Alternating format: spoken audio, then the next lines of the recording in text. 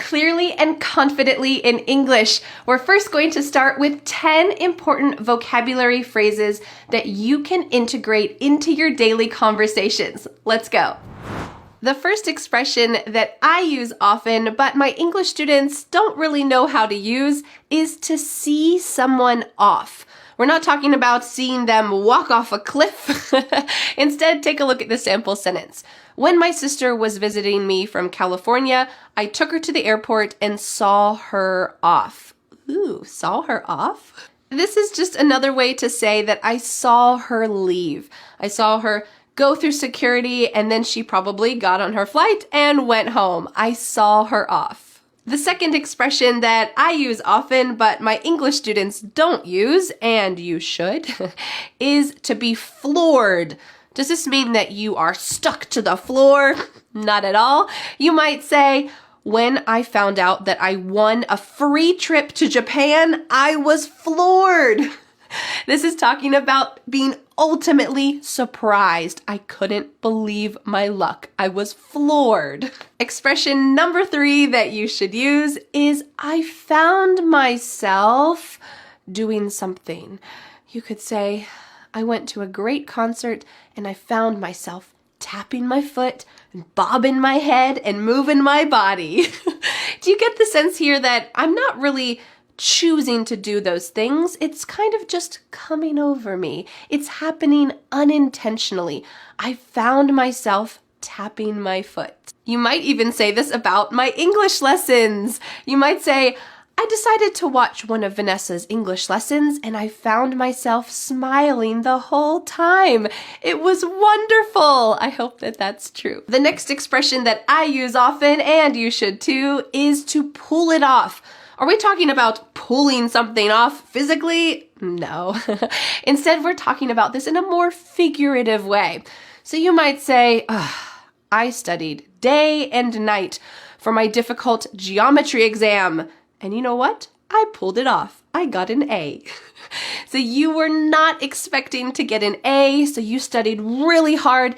This was a difficult test. There was a difficult task and you succeeded. And that is pulling something off. You know what? I pulled it off. So if you see someone walking in your city who looks a little bit lost and you think, oh no, this is my chance.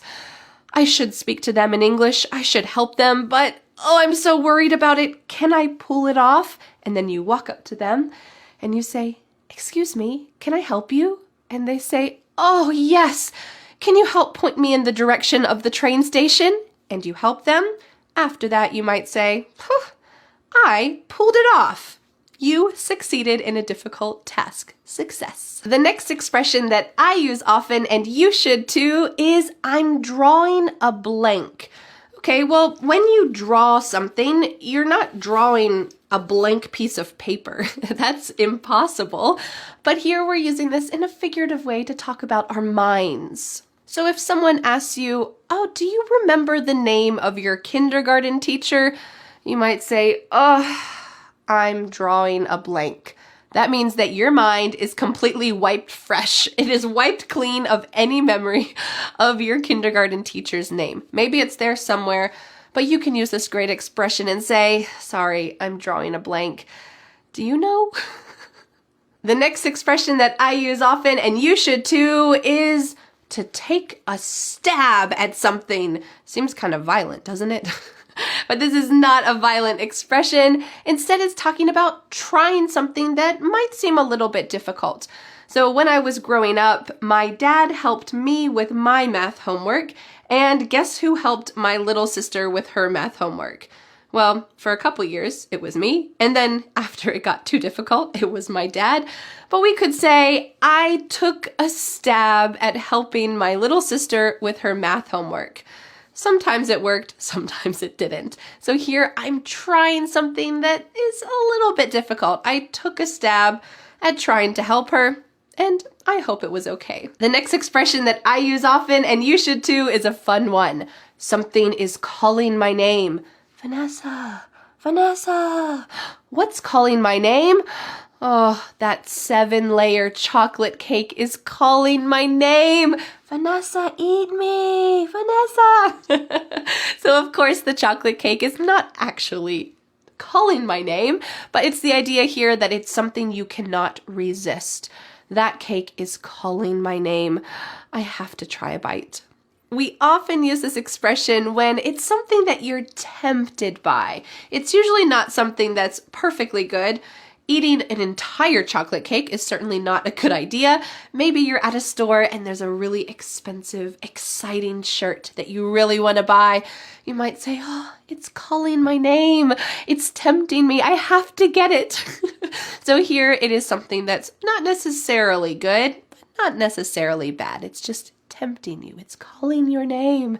Buy me, buy me. The next expression that I use all the time, and you should too, is it has your name written all over it.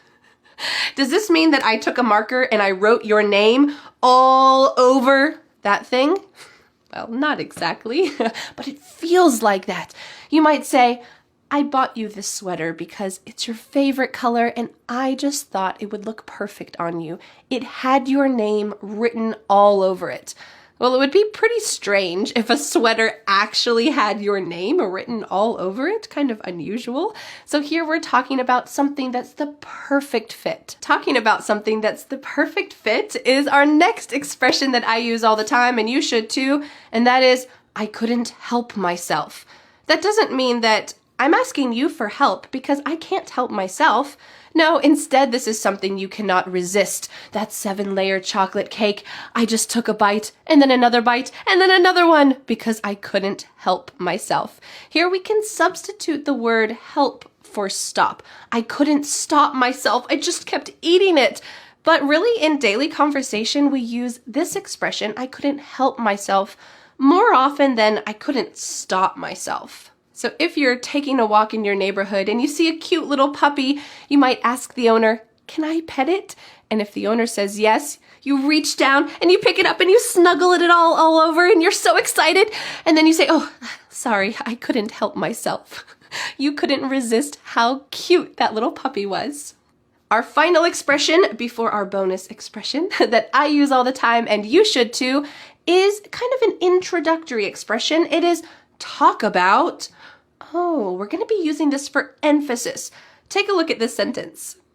I watched a documentary the other day about the world's richest people, and they often own multiple mansions in multiple countries. Sometimes they own their own private island. Talk about wealthy. So here I am emphasizing, yes, all of those things I listed show that they have a lot of money, but at the end, boom, I'm adding this expression, talk about wealthy. Whew, I'm really emphasizing the fact that they're wealthy, they have a lot of money. You might even use this to talk about English lessons.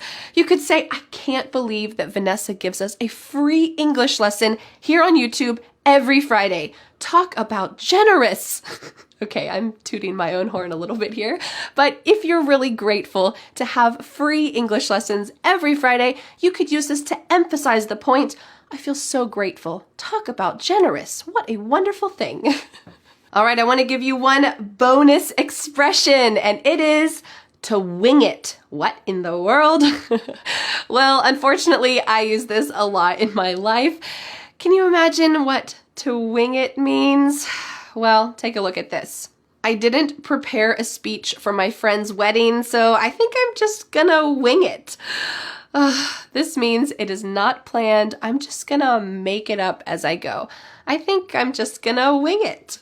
Or we can use this in the negative and say, I never just wing these YouTube videos. I always try to plan out a good topic, some good expressions, and some great sample sentences for you so that you can learn as much as possible. I don't wing it because I want to be a better teacher.